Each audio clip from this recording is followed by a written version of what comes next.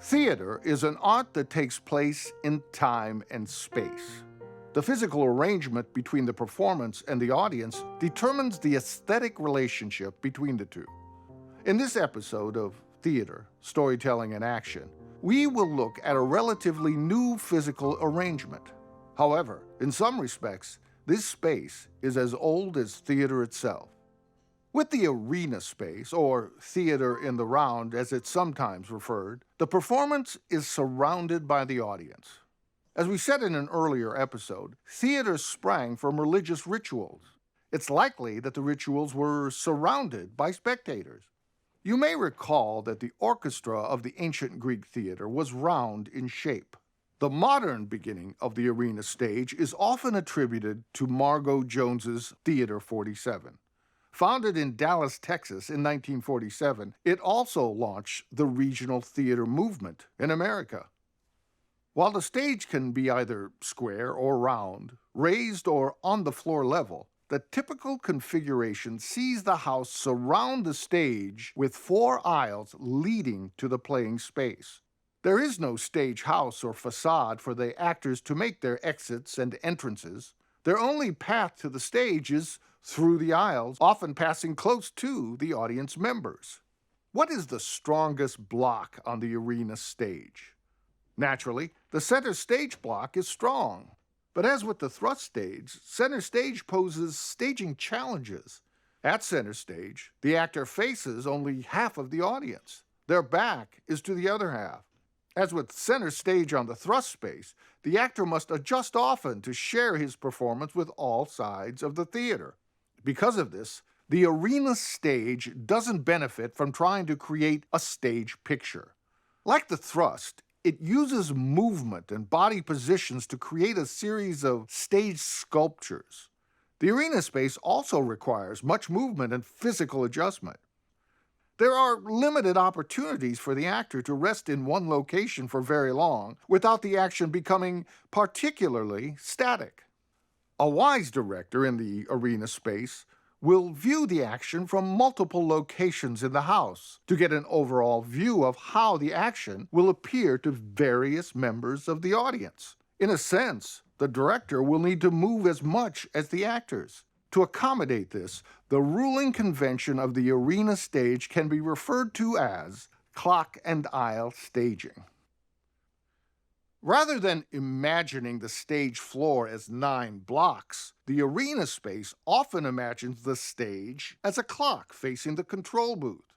The various locations on the stage are referred to as 12, 3, 6, or 9 to indicate the specific acting areas and actor relationships. While moves on the proscenium stage are often referred to as crosses because moves are made directly from one block to another, the arena benefits from moves that swing in or swing out toward or away from center stage. Actors move in clockwise or counterclockwise directions. The aisles are among the most important locations on the arena stage, and the open aisle positions set up most of the moves on the arena stage. Since there are 4 open aisle positions on the arena stage, it's common that we see actors standing with their backs to one of the aisles facing inward toward center stage. Naturally, the shared position of the proscenium arch will not be as effective in the arena. While the director for the proscenium stage may tell the actors to open up toward the audience, the director in the arena space will tell the actors to twist the pairs. This occurs when the actors match opposite feet, with one actor opening up to half of the audience and the other opening to the opposite side of the theater. This way, if the audience is looking at the back of one actor, they still have the benefit of the reactions of the other. This creates a staging effect referred to as the over-the-shoulder look. This composition is similar to what you see in film and television. As you may have concluded, set design for the arena stage can be challenging. Without the benefit of a stage house or facade, there is little that a set designer can do to create locale. Creating a conventional wall on the arena space will block the sightlines of a significant portion of the audience. As a result, set designers use partial set pieces to suggest a wall. Doorways and windows, carefully located, can suggest walls. As with the thrust space, low furniture and set pieces provide spaces for actors to sit without blocking the sight lines of the audience. A chandelier is a nice scenic element on any stage, but it works particularly well in the arena space.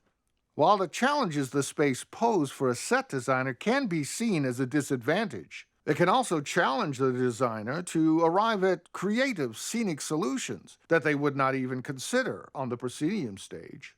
A costume designer is able to make use of more detailed elements in the costumes because of the actor's close proximity. The proscenium is still the most popular theater space. As a result of this, actors are more familiar and comfortable with the vernacular of that stage space. The proscenium presents its action in the same orientation that television and films do, within the confines of a picture frame. But film can present its story within the four sides of its medium more effectively than can theater.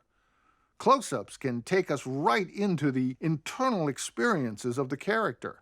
Since the live theater is primarily about human experience, it seems only natural that the space that brings the largest number of audience members into close proximity to the human beings on stage will provide a unique and meaningful experience for its audience.